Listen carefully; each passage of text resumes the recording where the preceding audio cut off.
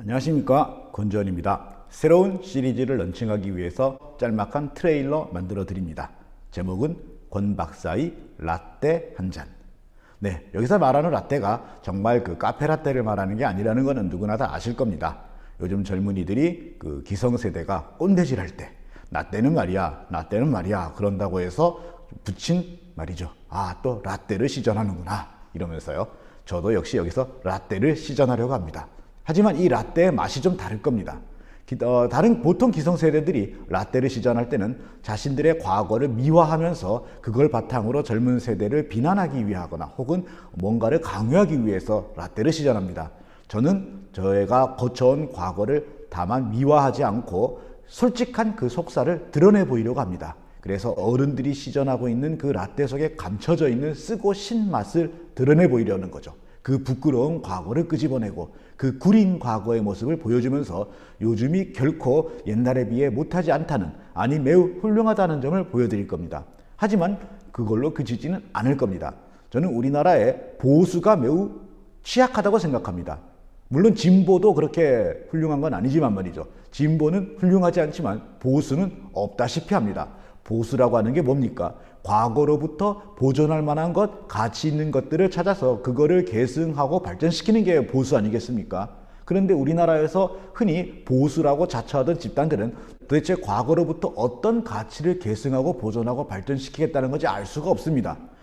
시대에 뒤떨어진 우익 반공사상이 과연 보수인가요?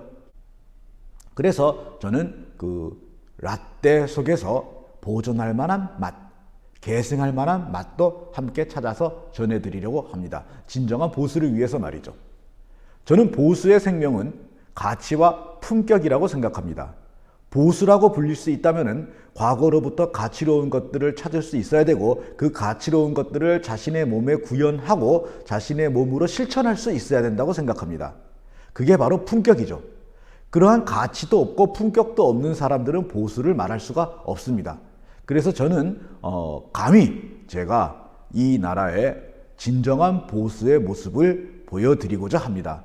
저는 물론 젊은 시절에는 매우 진보적인 포지션에 있었습니다.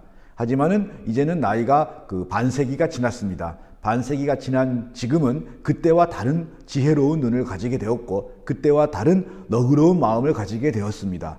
그래서 그 젊은 마음에는 무작정 배척하고 무작정 타파해야 된다고 여겼던 많은 것들 중 속에서 그래도 계승하고 보존할 만한 가치를 찾아낼 수 있는 나이가 된 것입니다. 그런 점에서 저는 제 나이가 부끄럽지 않고 제 나이가 아쉽지 않습니다. 젊은 시절로 돌아가라 그래도 결코 돌아가고 싶지 않을 정도입니다.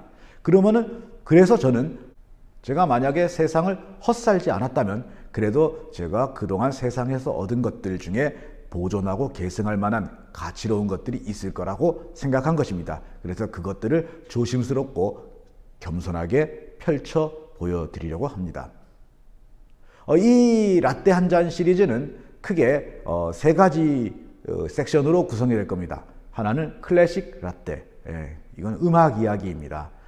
제가 즐겨 듣는 음악 중에 보존하고 계승할 만한 가치가 있는 것들을 찾아서 소개해드리고 옛날의 음악을 즐기기 위해서 겪어야 됐던 여러 가지 어려웠던 일들, 옛날은 그게 쉽지 않았거든요. 거기에 대해서도 일화 중심으로 이야기를 나눠볼까 합니다.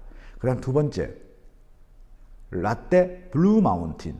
저는 자연과 산을 사랑합니다. 그래서 자연과 산에 대한 이야기도 좀 펼쳐 보이려고 합니다. 그리고 가장 중요한 것, 라떼가 있는 북클럽. 네, 맞습니다. 역시 인류가 보존하고 계승해야 될 만한 가치로운 것들은 대부분 책 속에 저장되어 있습니다. 요즘에 네트워크 시대, 정보화 시대, 그래서 검색의 시대, 영상의 시대, 이래서 책을 읽는 젊은 세대가 점점 줄어들고 있습니다.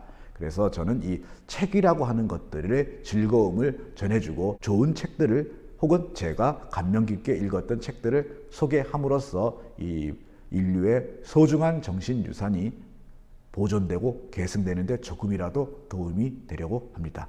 때때로는 그 책 중에 제 책이 있을 수도 있습니다. 그거는 약간 애교로 봐주시기 바랍니다. 자, 그러면은 다음부터 정식으로 인사드리도록 하겠습니다.